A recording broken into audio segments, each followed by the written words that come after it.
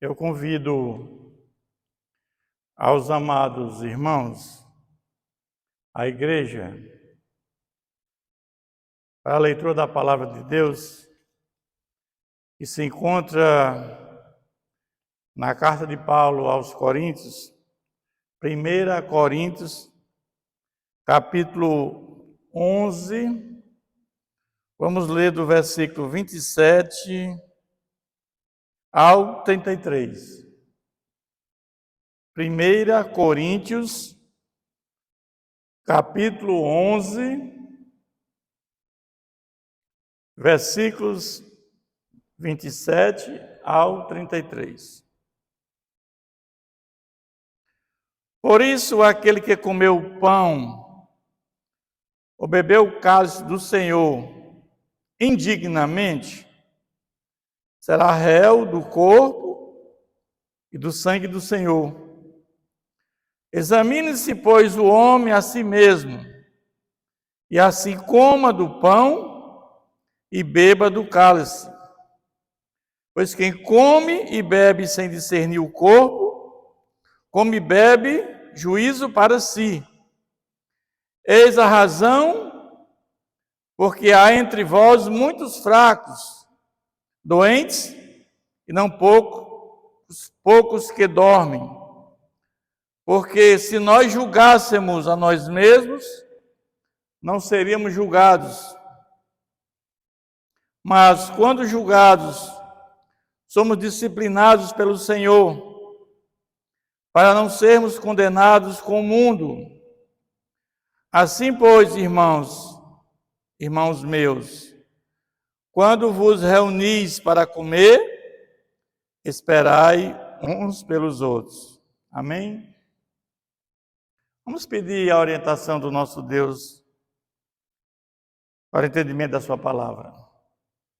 Senhor, nosso Deus, a nossa gratidão por esta palavra, Senhor, essa palavra que nos edifica, nos encoraja, pedindo Teu Santo Espírito que nos fortalece em poder, nos dê o entendimento correto, Pai, para a aplicação dessa palavra nas nossas vidas, Pai.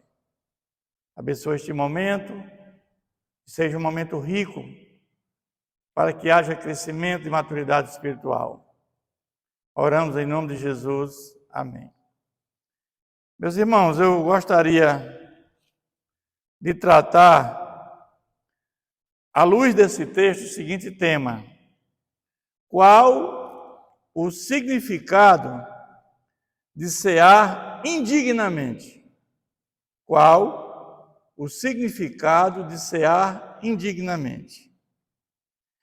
Essa é uma manhã especial. Vamos celebrar a ceia do Senhor. É a cerimônia mais nobre da vida cristã. Fazemos isso em memória do nosso Senhor Jesus. Mas no versículo 27 que acabamos de ler, por isso aquele que comer o pão ou beber o cálice do Senhor indignamente, será réu do corpo e do sangue do Senhor. O que esse versículo está nos dizendo, meus irmãos? Que aquele que faz isso indignamente a ser do Senhor, ele é réu do corpo e do sangue do Senhor. É como ele estivesse participando da morte de Jesus na cruz.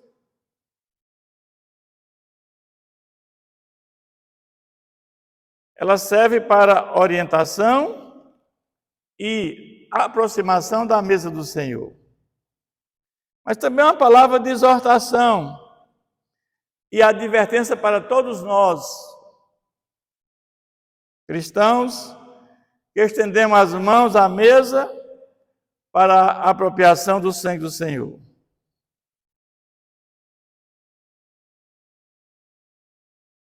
A palavra de Deus diz que quando nós participamos indignamente, estamos participando para a nossa própria condenação. Mas, por sua vez, no versículo 23 e 24, ele vai dizer: porque eu recebi do Senhor o que também vos entreguei, que o Senhor Jesus, na noite em que foi traído, tomou o pão Tendo dado graças, o partiu e disse: isto é o meu corpo, que é dado por vós. Fazer isto em memória de mim. Então aqui, nesses 2 versículos, Jesus ele está falando, lembrando o seu sacrifício na cruz e do Calvário. E ele está dizendo que isso é meu corpo em favor de vocês, para abençoar vocês. Então nós temos aqui 2 situações. Uma quando você faz isso indignamente e uma quando você faz conscientemente. Você é abençoado, Deus quer nos abençoar. Esse é o momento que nós relembramos aquele ato de Jesus na cruz em nosso favor.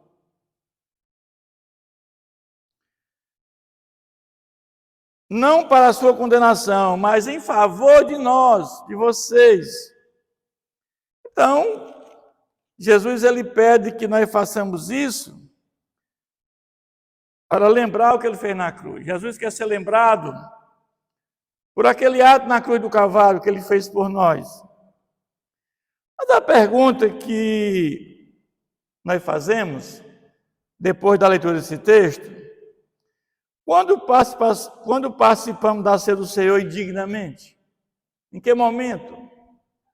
Quando fazemos isso, o que é participar indignamente da ceia do Senhor? Tem um texto em Deuteronômio 29, que diz: as coisas encobertas pertencem ao Senhor, nosso Deus, porém as reveladas nos pertencem, a nós e a nossos filhos para sempre, para que cumpramos todas as palavras desta lei. Meus irmãos, tem muitas coisas na Bíblia que nós não conhecemos. Somente o autor tem esse conhecimento. Mas tem coisas que Deus, ele revelou para nós. E nesse texto que nós acabamos de ler, ele claramente nos revela. Quando estudamos a Bíblia, aprendemos o que ela diz, mas principalmente o que ela nos diz, que ela fala sobre nós. Quando nós lemos esse capítulo 27, esse versículo 27, sobre cear indignamente, vem à nossa mente alguns questionamentos.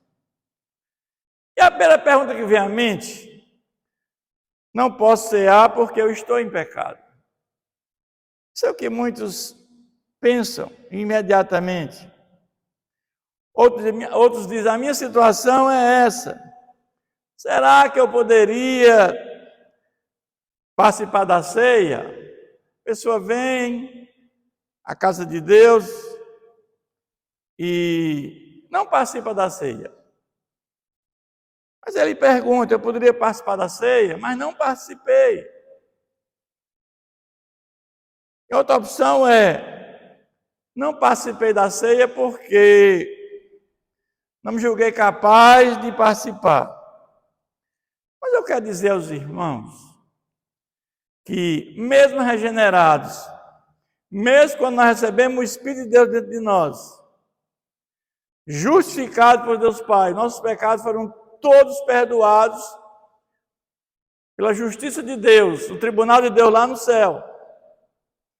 Porque Deus nos tornou justos pelo que Jesus fez na cruz em nosso favor. Ele se tornou maldito em nosso lugar. Então, nesse momento, quando Deus julga, nós somos injustos. Deus justifica o injusto que somos nós, porque Deus pagou a conta em nosso favor. Mas o fato é que nós continuamos pecadores, mesmo depois de regenerados. Só que o nosso pecado ele não é mais deliberado, ele é acidental. A nossa natureza é pecaminosa. Nós só vamos ter realmente perfeição lá no céu, depois de glorificados. A palavra de Deus diz que quem não disser que é pecador é mentiroso. Mas por que devemos participar da ceia do Senhor? Qual o valor da ceia do Senhor para cada um de nós?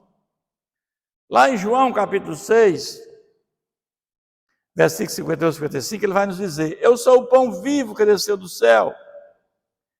Se alguém dele comer, viverá eternamente.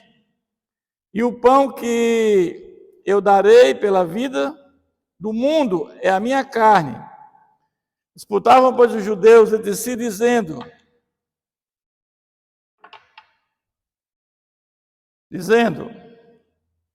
como pode este dar-nos a comer a sua própria carne? Respondeu-lhe Jesus: em verdade vos digo, se não comerdes a carne do Filho do Homem e não beberdes do seu sangue, não tendes vida em vós mesmos. Quem comer a minha carne e beber do meu sangue tem a vida eterna. Eu ressuscitarei no último dia, pois a minha carne é verdadeira comida e o meu sangue é verdadeira bebida. Esse é um texto que causou muita murmuração, muita polêmica na época. Imagina isso lá no século I. Os fariseus disseram: eles são canibais, esses cristãos. Come carne humana, bebe sangue humano. Os próprios discípulos ficaram murmurando: que palavra forte essa de Jesus. Mas Jesus, ele aqui está dizendo para nós, que nós comemos, bebemos da carne, bebemos do sangue e comemos da carne de Jesus, quando nós reconhecemos o sacrifício dele na cruz do Calvário, nos apropriamos daquele ato. É no sentido figurado que nós fazemos isso. E a ceia do Senhor, quando nós comemos do pão e tomamos o cálice, é um memorial até que ele venha. Porque Jesus quer ser lembrado pela sua morte na cruz. Então nós vamos sempre relembrando o sacrifício dele na cruz. Porque o que Jesus fez na cruz por nós é uma coisa, meu irmão, maravilhosa. Porque Jesus não tivesse vindo morrer em nosso favor, estaríamos nós todos condenados à morte eterna. Essa palavra aqui não tinha nenhum sentido hoje. E todos continuaríamos no pecado. Então nós comemos e bebemos do corpo e do sangue de Jesus quando cremos no sacrifício dele na cruz pela fé. Temos que nos apropriar disso. Lá em Marcos 16:16 diz: quem crê e for batizado será salvo. Quem não crê será condenado. Esse batismo que tem lá em Marcos 16:16 é o batismo em Cristo, é a união com Cristo. É quando nós entendemos que nós fomos crucificados com Cristo, ressuscitamos com Ele, morremos com Ele. É nesse sentido que é a nossa união com Cristo. É ali que os nossos pecados foram perdoados. Essa é a finalidade do batismo em Cristo. Não é o batismo nas águas que leva à salvação, meus irmãos. O batismo nas águas é apenas uma confissão pública de fé. Lá no Antigo Testamento, Deus fez uma aliança com Abraão, com o povo de Deus. E isso no Novo Testamento vem para o batismo, que é confessar publicamente a fé em Jesus. Nós sabemos que Jesus veio, porque lá na eternidade tinha um plano de salvação. Porque Deus sabia que o homem ia pecar, haveria a queda do homem, e o pecado entraria na raça humana. Mas o próprio Deus, ele veio, encarnou, e veio morrer em nosso favor. Porque sabemos que a lei é boa. Se nós cumpríssemos todos os mandamentos da lei, nós teríamos salvação. A lei é boa, a lei é justa, mas ninguém consegue cumprir a lei. Se você deixar de cumprir um mandamento, já contaminou toda a lei. Então o que é que Jesus fez? A lei serviu de árbitro e tutor para nos levar até Jesus. A lei ela vinha clarificar os nossos pecados, reconhecendo que somos pecadores. E aí a lei leva nós até Jesus, Jesus morre em nosso favor, Jesus cumpre a lei em nosso lugar. É isso que aconteceu. Existiam 613 leis, quando Jesus disse, o meu jugo é suave e o meu fardo é leve. Jesus transforma tudo isso em 2 mandamentos. Mas ele vai dizer, Jesus vai dizer que a obra de Deus é esta, que creais naquele que por ele foi enviado. Mas o fato é que a salvação se dá pela fé em Jesus Cristo, pela fé no Messias que viria. Todos aqueles do Velho Testamento, até a vida de Jesus, eles foram salvos pela fé no Messias que viria. Tudo que foi feito no tabernáculo, lá no templo, o sangue que era depositado na tampa da arca, que era o propiciatório, tudo que foi feito levava a Jesus. Quando é que nós passamos a ter fé em Jesus? Passamos a ter fé em Jesus, meus irmãos, quando a palavra de Deus é pregada. É preciso que a palavra de Deus seja pregada. E quando ouvimos a palavra de Deus, o Espírito Santo nos convence do pecado. Evidentemente que alguns vão crer, outros não. Tem pessoas que não querem saber de Deus. Um ateu, um agnóstico, não querem saber de Deus. E muitos não querem saber de Deus, que professam outras crenças. Mas muitos vão querer crer na palavra de Deus e vão receber o Espírito Santo, o seu espírito humano. E nesse momento nós chamamos de regeneração ou novo nascimento, que é uma obra do Espírito Santo. Mas eu quero dizer, meus irmãos, que há responsabilidade humana sim na salvação.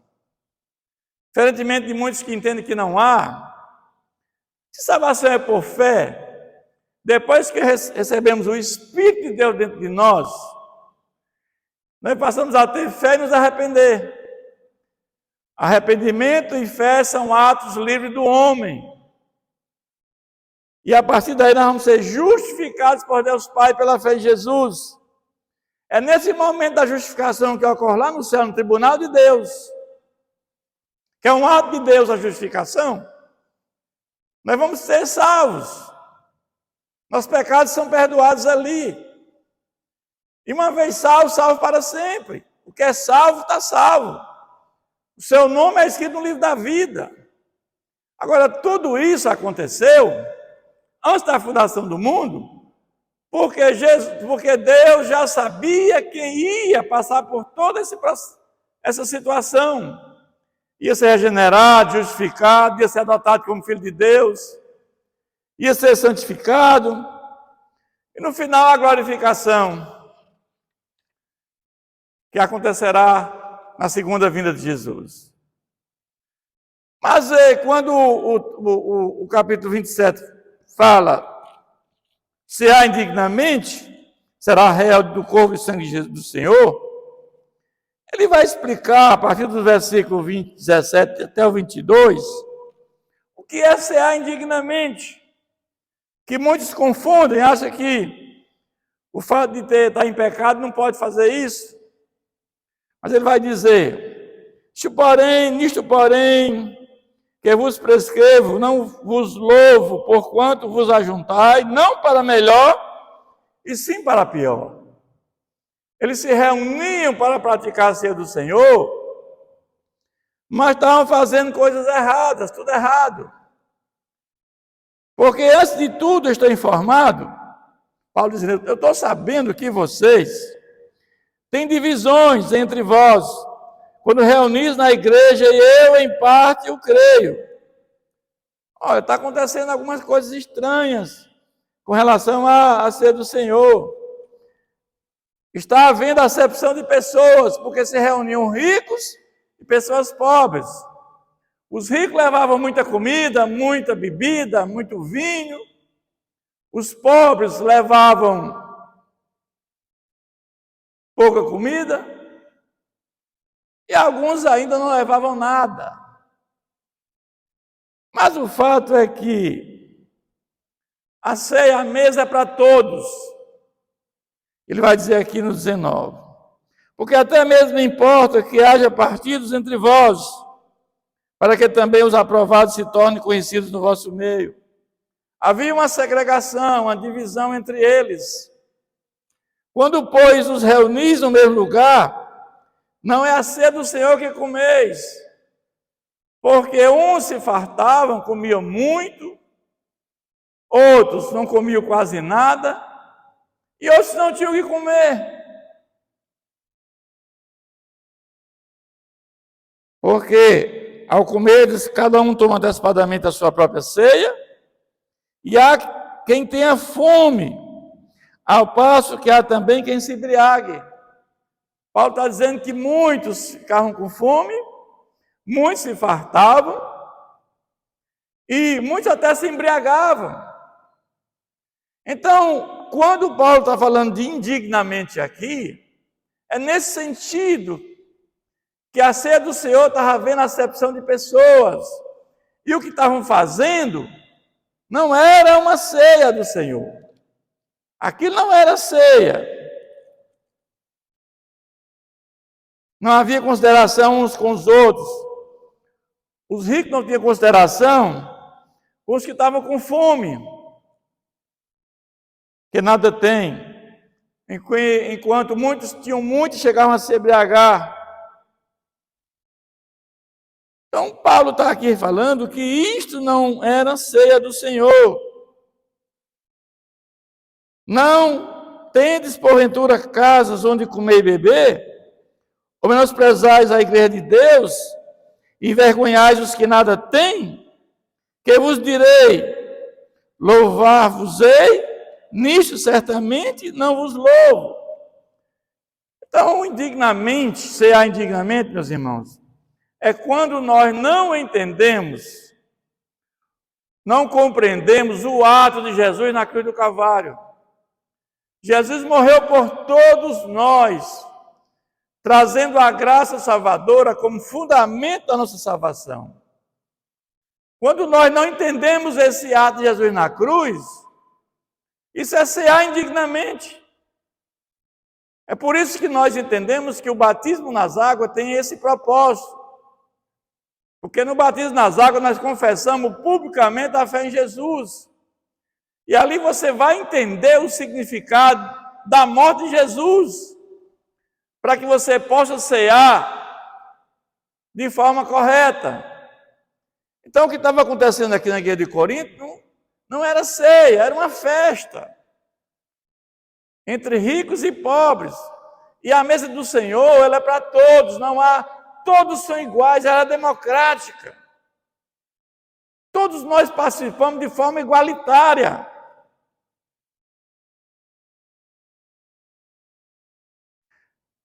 Ele vai dizer, a Bíblia fala que aqueles que possuem recursos deste mundo e vinham a seu irmão padecer necessidade e fechar-lhe o seu coração, como pode permanecer nele o amor de Deus? Está em 1 João 3,17. Quando você vê alguém necessitado e você tem condições de ajudar e não ajuda, você está em pecado, meu irmão. Eles não entendiam que a mesa era para todos. Havia egoísmo, comia a sua própria ceia, sem esperar pelos demais. O indignamente é a aproximação da mesa do Senhor, como se estivesse sozinho, somente com a família, ignorando que a mesa é para todos. Mas o fato é que os ensinamentos de Jesus, com relação ao amor, não estavam sendo seguidos. A prática de vida desses homens estava totalmente em dissonância daquilo que Deus pregou. Jesus pregou, devemos amar a Deus e ao próximo. Mas Jesus falou que nós vamos amar o nosso próximo como a nós mesmos. Amar o nosso próximo, Jesus nos amou. E amar o nosso próximo como Deus amou o Filho. Então existia na realidade naquela ceia panelinhas, em virtude das classes sociais. Nós devemos se sentir abraçado pela comunidade. Se não se sentir incluído, meus irmãos, não há evidência de um amor nessa comunidade. O que estavam fazendo não era a ceia do Senhor. E eles sim estavam comendo pão e bebendo o cálice indignamente. Então eles estavam, na realidade, como estivessem sendo réu do corpo e do sangue do Senhor, participando daquele ato da cruz do Calvário, na morte de Jesus. No Antigo Testamento, eu falei, a circuncisão era a aliança com Deus. Isso volta para... Mas a palavra de Deus diz que examinasse a si mesmo para ver se compreendeu a natureza expiatória da morte de Jesus. Devemos investigar a nossa vida, examinando-se para fugir do pecado e participar da ceia, versículo 28 e 29. Mas ele fala agora no versículo 30.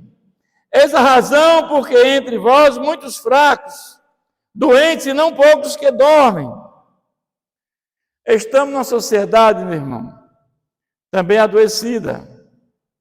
O egoísmo, a individualidade tem consequências na vida real. Estavam trazendo para aquele povo fraquezas espirituais. Eles estavam morrendo. Sentido espiritual. Estamos hoje numa sociedade adoecida, onde predomina o valor temporal. A busca do ter, esquecem do ser.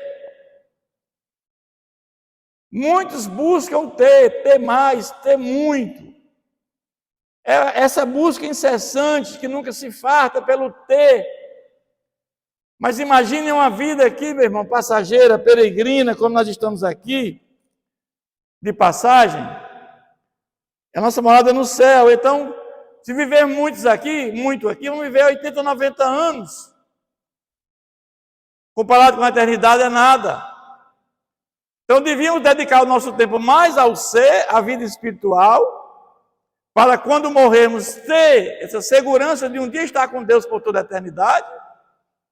Mas o fato é que lutam muito pelo ter, esquecem do ser espiritual. Muitos não querem saber do nosso Deus, não querem ter uma comunhão profunda com Deus, não querem saber de Jesus como Senhor e Salvador, porque como Senhor requer renúncia, obediência, e não querem deixar os prazeres mundanos, os prazeres da carne. É isso que acontece.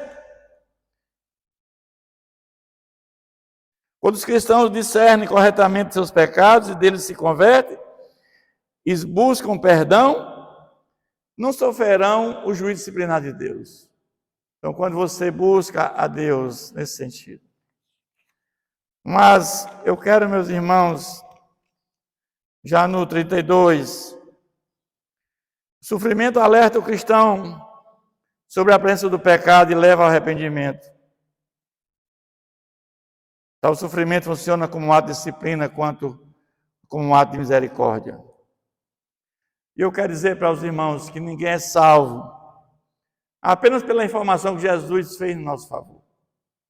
Ele nasceu, cresceu, morreu, foi à cruz, ressuscitou, subiu aos céus e mandou o Espírito Santo. Eu sei disso. Só saber não resolve o problema do pecado. Você tem que se apropriar do sangue de Jesus, do ato que ele fez na cruz em nosso favor. Se você não fizer isso, só o saber não diz muita coisa, meu irmão. É a prática de vida, tem que receber Jesus no coração. A salvação é uma experiência pessoal e intransferível. É pela apropriação de Cristo. Ninguém é salvo pelas obras, mas pela fé em Cristo. Quando Tiago diz que a fé sem obras é morta, aquela obra que Tiago fala é evidência comprovando a nossa fé em Jesus. Como Abraão foi no Monte Moriá sacrificar seu filho,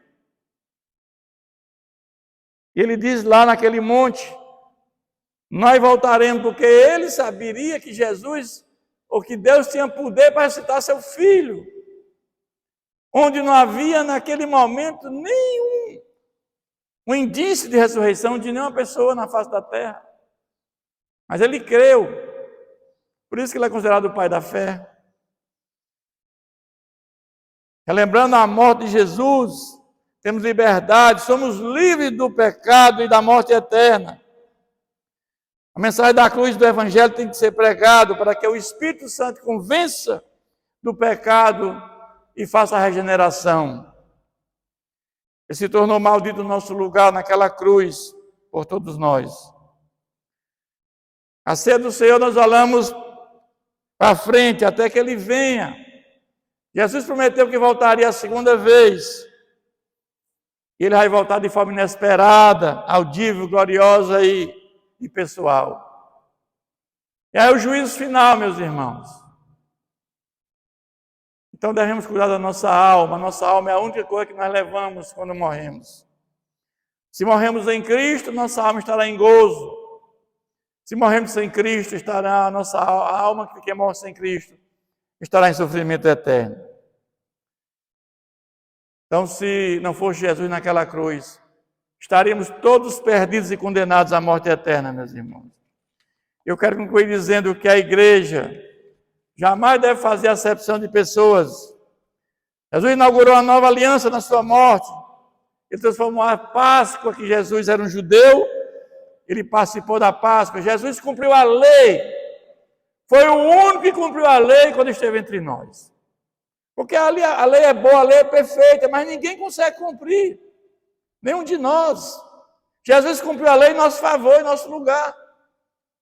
E a lei serviu de tutor, de aio para chegar até Jesus. Jesus cumpriu a lei, aí ele morre em nosso favor. E agora Deus lá no céu nos justifica, porque nossos pecados são todos perdoados através de Jesus. E eu quero concluir dizendo que como chegar junto à mesa do Senhor, rompendo as barreiras do silêncio, do egoísmo, do egocentrismo e amando o nosso próximo. A mesa do Senhor é para todos. Esse é o momento de alegria. Essa é a maior festa cristã. É quando nós relembramos que Jesus fez na cruz a nosso favor. Agora, pois, já nenhuma condenação há para os que estão em Cristo Jesus. O Espírito Santo nos guia para a verdade que é Jesus. Somos justificados mediante a fé em Jesus Cristo. Um dia haverá um novo julgamento da humanidade. Todos que vivem rejeitando Jesus serão castigados. Muitas vezes as pessoas pensam, Jesus não está vendo o que está acontecendo?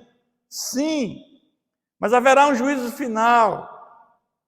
E haverá uma morte eterna para aqueles que vivem no pecado deliberado, para aqueles que não aceitam Jesus como seu Salvador, para aqueles que não se apropriam do que Jesus fez na cruz do Calvário. Mas quem se arrepende e aceita Jesus, receberá a misericórdia. A misericórdia de Deus é para aqueles que vão colocar a fé em Jesus e terá a vida eternamente. Quando Jesus lá na cruz, ele diz, está consumado, tetelestai. Jesus está dizendo, o plano que o Pai traçou lá na eternidade eu cumpri. Está pago. Todos agora têm acesso à minha graça pela fé no meu ato que eu fiz na cruz do Calvário. A salvação é de graça, meus irmãos. Eu quero concluir dizendo que mas custou caro, porque Jesus morreu em nosso lugar. Que Deus continue nos abençoando.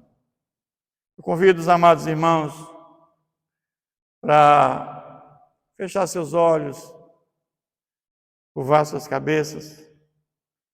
Vamos agradecer a Deus mais esse momento, Senhor. Senhor nosso Deus, obrigado por esta palavra, Pai, poderosa. Ela nos ensina, Pai, como participar da ceia do Senhor de forma digna. Como ela nos ensina, Senhor, o quanto é importante, Senhor, conhecer a Tua palavra de forma verdadeira, Pai. Aqueles que não entendem o verdadeiro significado do que o Senhor fez por nós na cruz do Calvário, eles fazem isso de forma indignamente. E eles estão tomando a ceia do Senhor como se estivesse participando daquele ato de crucificação de Jesus. Então a minha oração é que a Tua palavra seja esclarecida e pregada, Pai, em todos os recantos deste mundo, para que todos, Senhor, tenham esse pleno conhecimento da verdade